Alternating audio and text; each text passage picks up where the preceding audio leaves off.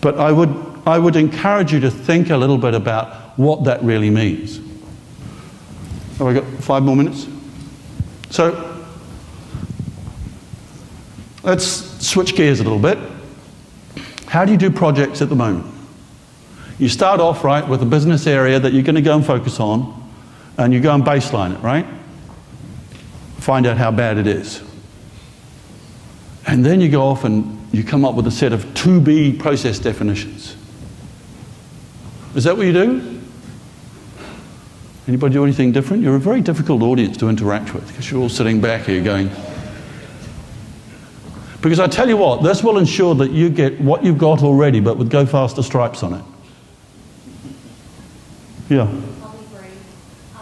When I actually design, I not only think about what they're currently doing, I think about how I've seen other clients do it. Right. I think about how would be the most interaction, and then also the most baseline, just nuts and bolts, and then also I actually design some interface just to get an idea of how many times we're going to have to go in and go out.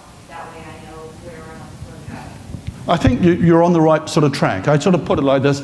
If you work like this, you will get what you've got already pretty much. Really what you've got to do is break it here. And you've got to go, right, let's establish what this vision of this thing is going to be. Where do we want this to be in 2 years' time? Let's put, a picture that we're going to sort of aim at. We may not get there all in one big step. And then from that, and we have methods for this, you can derive from that picture what are the processes you need, the components you need in order to deliver that vision. And you may not develop them all. You may just, let's just stick on this little component down here. But if you think about it, if you go with me on this sort of way of thinking about how to approach these projects, then this baseline becomes, well, it certainly doesn't become quite as sort of inwardly navel-gazing as most continuous improvement wonks would have you believe, where you've got to actually look through every minor detail to work out where the problem is. Because maybe what you're going to do is you're going to throw those process definitions away anyway. You want a rough outline of how bad it is. You want to know how many FTEs are involved. We do it 28 different ways. We handle 154,000 cases a year, and the target is we're going up there. And of course, if you do this right, up here, when you're starting to engage with the executive to sort of prioritize what they're going to do, that's where they get to put their stamp and put themselves in control. Down here, really what you're doing is you're engaging the business. You've got to be careful here. Because again, you're back to you're not quite sure what you're going to unleash, because if they design it, it becomes their service, it becomes their outcomes, and you're there to facilitate it. There's a lot more ownership because you're not doing change after the fact, you're facilitating them changing themselves. Because they've decided that's what they want to do. It's a more emergent way of thinking about things. But that's, we're back to the sort of Jekyll and Hyde. Initially, if you've built it, you've shown that this stuff can actually deliver value, and you're starting to iterate it and turn it around lots and lots of times. Once you get here, once you get to the situation where you've got many of these projects on the go, you need a way of having a vision of where you're going with this stuff. And that's really what I've been talking about. So,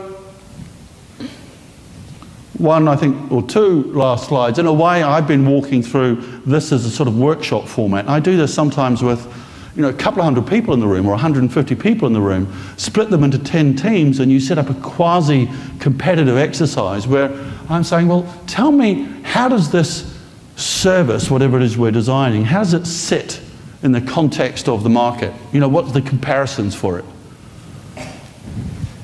What's the customer's journey really going to be? Give me an outline of it, a sketch of what it's going to be. Tell us about the resources that are required to support this service. Tell us how we're going to use metrics in the delivery of the service, how we would use both leading indicators and lagging indicators to know we've done well in the past, but also to know that we might be screwing up here and we need to readjust this particular case in real time right now. How's it going to be governed? We can't do everything at once. Which ones are we going to put where? How are we going to organize that? And finally, how you're going to go about marketing and selling it. And you know what? All I'm doing here is giving them a modified balanced scorecard sort of view of how to approach this problem. And they're filling in the gaps. And actually, those 120 people in 10 teams or 12 teams, for each one of these, they spend an hour just sketching it out. And then they present to everybody else. And you know what? They all learn from each other along the way. And they all get the shared understanding of what they're doing. They're all in the same boat together. They're all designing these services together. Now, you know, if you do that, you're going to get much better success, much happier customers in the end. And of course, one hopes, if that's the objective of your organization, profits or lower cost or whatever. You can design in the efficiency. It's very hard to just drag efficiency out of the business because that's people's jobs and what have you. And if you start attacking them on taking cost out of the equation, you watch them dig their heels in. I mean, I came through immigration on Sunday night. It took 2.25 hours in the queue. When I got to the front desk, there were only 2 or 3 border guys on handling those foreigners, aliens. And I got there and he wanted to chat to me about what Forrester really did. Now, this is part of the sort of proving the sequestration problems and those sorts of things. But, you know, when you start to force cost out of the equation, it becomes very difficult. You know, I went through Hong Kong about a month ago, and I was so moved by, it was like landing on another planet. I wrote a blog post, I haven't published it, but I wrote this piece called Landing on Another Planet, because it was like doing that. You know, there was anything that was vaguely inefficient had been engineered away completely. I mean, even after picking up your bags and going through customs, the train is only about as far away as the back of this lower section. On the same level. It's not walk 3 miles and then find a train and drag yourself onto it. You're just on the train, and within 45 minutes I was in the hotel room in Hong Kong of landing. And that's because they just, okay, they've got resources to throw at it, but they've engineered away all those bumps in the road to make it happen.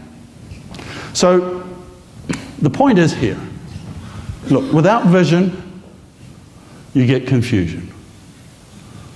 Without governance, you get lots of false starts. We go this way, we go that way. Without structure, well, you get chaos, really. But, you know, without understanding your customers, what you might get is a bit of fragile efficiency, but it's not really going to do that much for you. You know, you've got go faster stripes on it. You know, and without actually engaging in service design, it will be better, but the same. And that really means thinking about the outcomes you're trying to deliver, the value you're trying to deliver, and working backwards from that point. So I'm going to suggest to you that really the jewel in the crown of going this sort of journey is the alignment that you can create in the organization and the engagement that you get from them. Because that will distinguish your change journey over and above just putting another Band-Aid on this bit of broken process over here. Because if you can engage them right, you will unleash a real whirlwind of change in your organization. You will be the change agent. And by the way, you can do it. It's really quite easy. You've just got to think about it in the right way. Thank you very much.